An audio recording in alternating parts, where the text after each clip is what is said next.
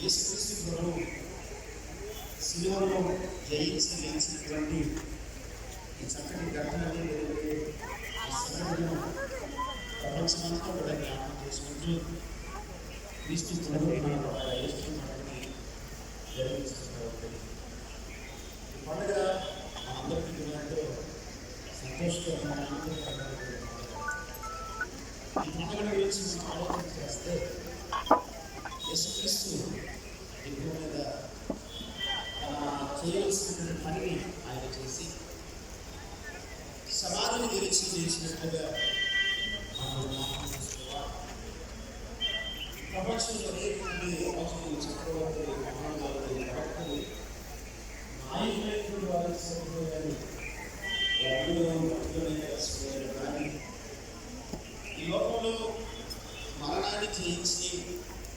సమాధిని జయించి సమాజం మీద విజయాన్ని ప్రకటించినటువంటి దేవుడు ఏకైక దేవుడు ఆయన జ్ఞాపకం చేస్తున్నటువంటి మాట ఆయన ఏ రీతికైతే పునరుద్ధానుడై తిరిగి లేచాడో